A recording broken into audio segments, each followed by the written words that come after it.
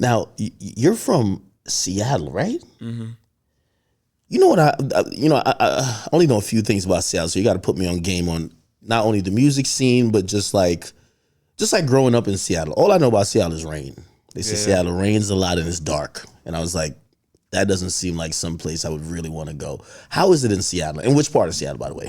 I'm from up north. It's called Malik Terrace. It's like 20 minutes outside of Seattle, but I mean, it's just like any other town, really, like West Coast vibe. It's like if you compare it to something, it's probably like the Bay Area kind of. But I mean, it's just like any other place. Weed been legal for a long time, so we been smoking dope, just chilling. Just, I don't know. Was it one of those situations that, you thought I could make it staying here, or you were like, yo, eventually I got to get to LA or? No, I mean, the goal is definitely go to LA. Like, okay. Especially at that time, like now it's kind of all over the place, but at the time, like if you're in LA, that's where the motion's at. So that was, I mean, and I went there like right out because my producer was moving there. Yeah. So like and it was the summertime. This was like right before, I was 15 at this time. This was like right before I like ended up, like I shot the music video to the song that ended up going crazy. And I'm like begging him, I'm like, please bro, bring me out there. Like I'm trying to get out of here. Like this shit's dead out here. And the shit hit. And then, because he had a manager at the time, and he was like, nah, like, this, nah, like, you're not ready type. Like, I don't think this is the one. So wait, what's the first song? And compared to, like, how many songs did you record, or how long before you start recording did you hit gold? So I hit gold? Well, okay. Let me hit gold, like you found the song. Sorry. Like, okay, like how many songs you recorded before? Because, like, I ain't gonna lie, Designer, I always thought that nigga was lying. He said, like, Panda was his first song. I'm like, you lying motherfucker, man. Stop it. Do you tell me the first time you got on the mic you said that? Yeah. Like, you gotta put out some trash first before you find some good shit, right? It was definitely trash. Okay, he's getting a little bit better. Okay. Still trash, though, but, he's still going.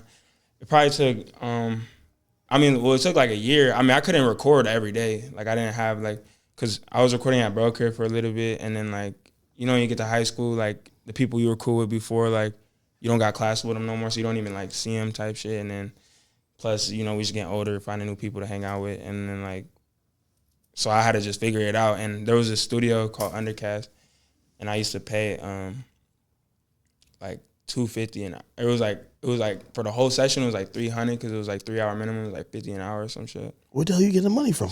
Selling drugs, bro. Oh, okay. That makes sense. Because I ain't gonna lie, studio time is costly. Bro, that shit add up. So I couldn't record like all the time. So I really had to I would write all the, like I would just write music, and then once I was like, okay, this is like a good one, I'll take it and I'll go record it. So okay, you're recording some songs, you're getting a little bit better and better, but still this is costing still. Where are you putting the music out? Is this a SoundCloud out, right? Yeah, straight SoundCloud. So you get a SoundCloud account. Hold on, I'm gonna take these. Yeah, sorry.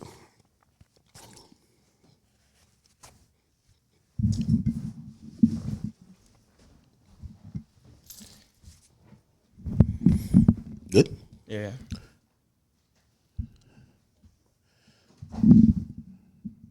Okay. All right. So you're putting out music via SoundCloud.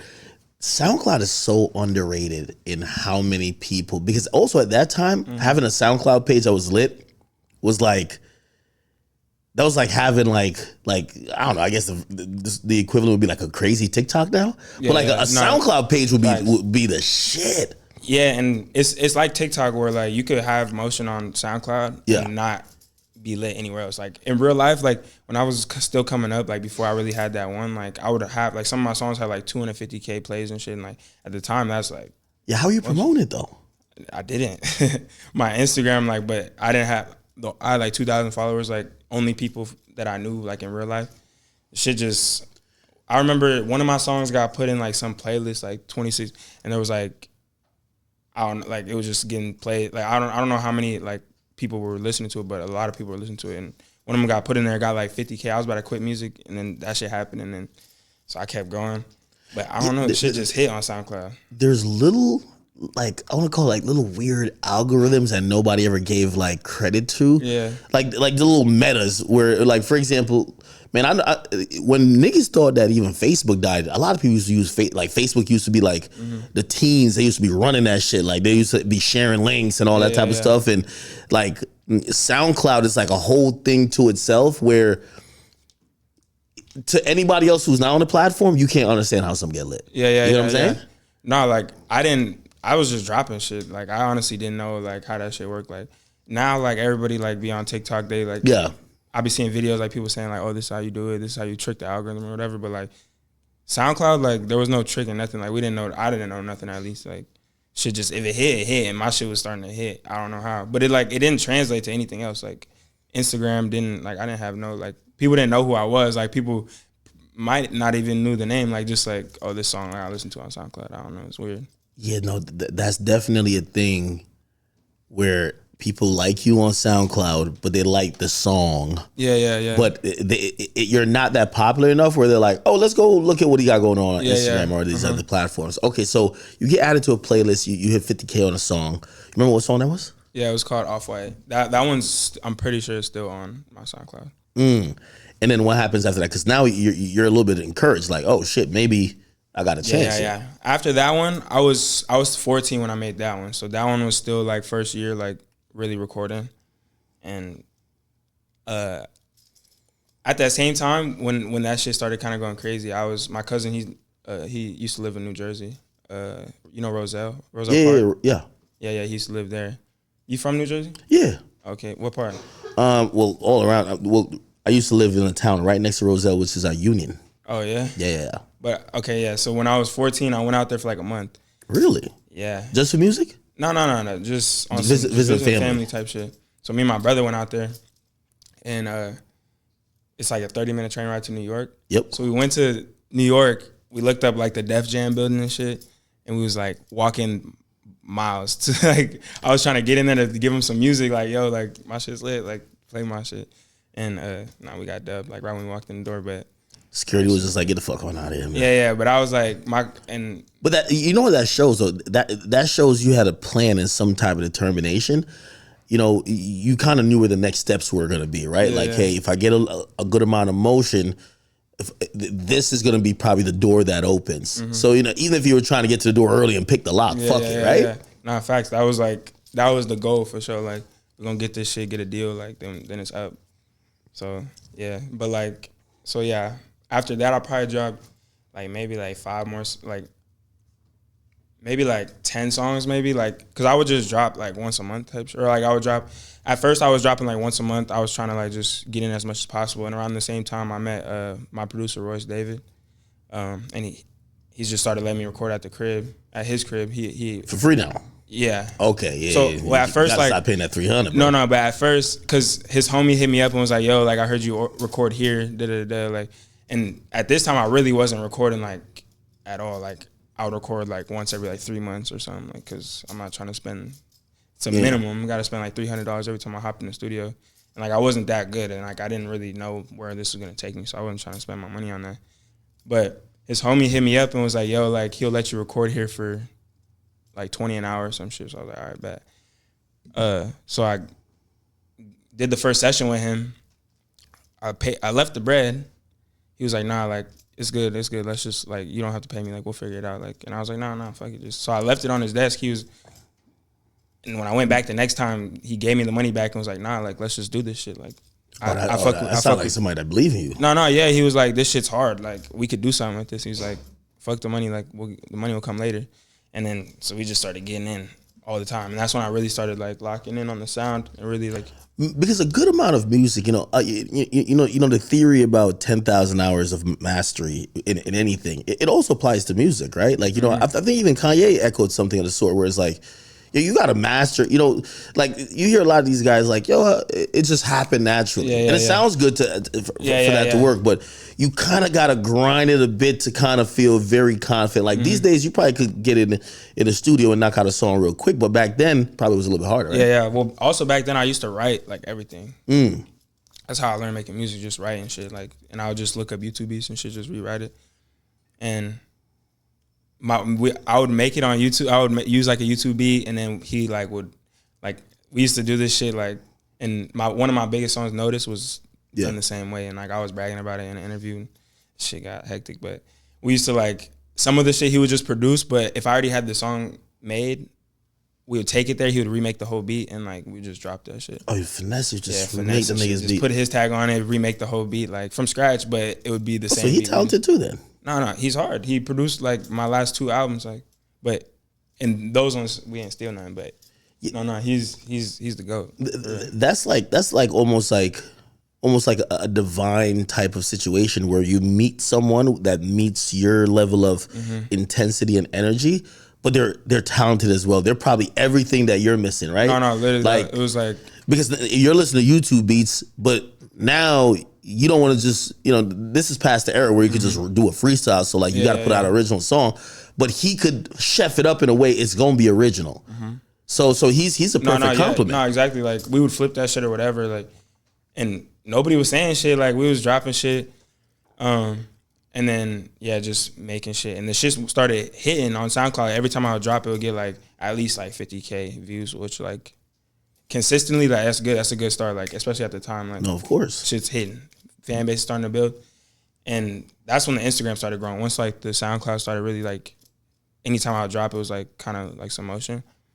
And then the only thing I knew, I was like, I need a music video. Like that's what's really gonna change this shit. And I really want to, like, like when everybody would post like on World Star or like No Jumper or some shit back then, like I was like, I need to get on one of those. And then I got on Elevator. You remember Elevator? Yeah. I ended what happened to Elevator? Is it around? I mean, it probably, but my song was jumping back then. I remember that. Yeah, but even when I dropped on there and the shit ended up going crazy, like it's been a while. Like at the time, it had been a while before like anything really like hit. Or like since like something hit on there. What song of it? What song yours? Pull Up. Okay. So like even the time I got it on there, like that wasn't my first choice, because even at that time like it was kind of like slowly like dying out kind of. But I was like, fuck it, like anybody that wants to post this shit, like and they ended up responding. We sent that shit to them. They dropped that, and it went crazy. So they were hitting people up to have it posted on their thing. No, I was having me and all the homies hit them up. Oh, and they ended up responding. Did they charge you? I don't think so. I think they just posted it. Oh. Now, I've always wondered how that went, because that was the era of like these pages that were like really popular. They were like aggregators almost. They were posting a lot of videos, right? When it started making money, did you get the money, or did you have to like sign to a label to like start collect, or did they get the money? I think they just took the money. I mean, I ended up signing to a label like a month later. Yeah. So like I'm assuming like, I know they ended up taking the video down and re-upload, like, I don't know, did some shit. So they probably like did it. But yeah, nah, if they had it, they take the bread. Like, but I mean, it's worth it though. If the shit hits off the thing, like, yeah, because it's gonna turn to bigger opportunities. Okay, so you say in a month, a month after that upload, are you sneaking into Def Jam again, or like how do you get a label? Nah. So literally, like the first day I dropped that shit, I remember the first label that called me was APG. You know APG? Yeah. They called Mike Karen called you person, brother. I need you. I don't. One of their A&Rs like sent me an email. I thought this shit was a scam. I'm like, nah, that shit's cap. But I got on the phone where it was like some girl, and she was just like, yeah, like I work at APG. I'm an A&R here. Like, you should come to LA or whatever. And I was like, I'm 15. Like, I'm not in LA. I'm in Seattle. And then that was also the age of super young rappers too, though, because like Lil Pump 16, you're like 15 at the time of this call. It was definitely, the teens are running shit, and it's not like it's all about the kids at this point. Yeah. Okay, so when you get this call, you think it's a scam, but they're at least sounding legit. Well, yeah, I mean, the first day that video was out, it had like 10K, and every day it just went like 10K. 20K, 30K, 40K, and it just kept going up. And yeah, first day. But honestly, like at the time, like getting something like that and you have like, it's like your first really like big thing. Like I felt famous as fuck at that time. Like I was like, I'm lit now. Like me and all the homies like, yeah, like we're. How were they treating you in school? I was lit. Like I was walking through school, everybody, like, when that shit dropped, I left school like, because it dropped at like 10 a.m. I was in class and I was like, okay, yep, we're out of here. Like You just left school the same day? Yeah. So I told my mom, I was like, look, like if this shit hits 30K in 3 days, I'm about to drop out. What is your mom saying? She was like, yeah. And then, Oh, you got a cool mom. No, but look, it hit 30K in 3 days, and she was like, nah, I'm not. I was just fucking. She couldn't cut the bullshit. I was capping. Like, yeah, like I was capping. Like, cause who to thought like 30K like is a lot for somebody who's like still coming up. So, and the shit just kept going up. But winter break, like in December, it goes on a winter break, and then New Year's you'll come back. So my producer was moving out to LA on the 1st, and I was like, let me go with him type shit. Like we was on winter break and shit, so I was like, let me go. She let me go, and I never came back. She lets you go like by yourself. Did she be like, you gotta bring one of your brothers with you? Because that's what my mom used to kind of be on. Some like, all right, if you got an opportunity, you gotta bring your brothers like chaperone because you the youngest. That belief in you. My producer was there. He was like 18, 19 at the time, and then like his manager, which was like 20 something, and then another artist that was like probably like 19 too. So there was some older people around me, and my producer's he's a good kid. He grew up in like a nice area. And your mom knew him and stuff. Yeah. So like I think she was just like, he's probably good with them, and like I don't think for what she told me was, in my head I'm like, I'm out of here. I'm never like I'm about to move out here. But in her head she was like, I was expecting you to go for like a week or two and then come back. But she's just not trying to step on the dream, but she probably not fully like believing. No, I mean like, how could you even like being like a song going up like that is like, it's just like you can't even really think like it's just so far fetched. It's like doesn't even seem real. So like the shit's just going, and then that's like by the end of in the first month it had like 1 million views. And it just kept going up. Every day it would go up faster and faster and faster and faster. Are you seeing the side effects of fame already? Because I know the Instagram is going crazy. You get to LA. LA is a little bit different. It's so music centric. You're seeing a lot just more stuff happening. But now, you're probably running into fans, right? At that time, well, like this shit, like happened in like a month. I was already in LA. Well, we moved to fucking Crenshaw. Like we was in the hood, like down the street from Crenshaw Mall. So I don't know whose idea was that? That's just where they got the crib. I don't know LA like at the time, especially at the time. I didn't know where we was at. I'm running the first day we got there. I remember this. I had a skateboard with me at the crib, and I was like, "Fuck it, I'm gonna go see the neighborhood." It's like 2 a.m. We just got there, and I'm skating down the street. Yeah. And I see some random like females, and I was like, "Yo, like I just moved out here. Like, what's the move? Like I just moved out here." They're like, "Nigga, you know where you at? Yeah. Like don't be doing that shit around here." I was like, "What the fuck?" Wait, are LA people standoffish like that? That's like New York. Like we're just in the hood, so it's like, oh, it's 2 a.m. It sounds like you might be on some funny shit, right? 15-year-old light skinned kid going around the fucking hood on a skateboard, like talking to these people, like I don't know where I'm at for real. Like I didn't, and then I keep going down the street, and I see like people looking over the fence, and like then I get to like an alleyway, and I just see hella people in the alley, and I'm like, oh no, it's over. I'm going back. Yeah. This is when you got to tell producer, be like, yo, listen, man, let's just stay in this damn house and make these goddamn songs. Like, we didn't really leave the crib after that one, but not yet. We just locked in, and then. Are you signed at this point yet or not yet? Not yet. So okay, but you had gotten that call to come out to LA. Now you're there. So the song dropped in December, and then by January I was moving out to LA. So like, the move out to LA was that fast, and then 2 weeks later, like I linked with my first manager, or like with my last manager. And he ended up hitting up my cousin or some shit, and I was looking at his page, and he was around like fucking Smoke Perp and shit, and I'm like, oh, like this is lit. So I'm like, all right, cool. He's like, I'll take you to meet some labels. So we met with like every single label you could like think of, Def Jam, Interscope. We ended up going to Def Jam, and I'm thinking like 2 years ago, a year ago, I was trying to come up in this shit. Now I have a meeting here.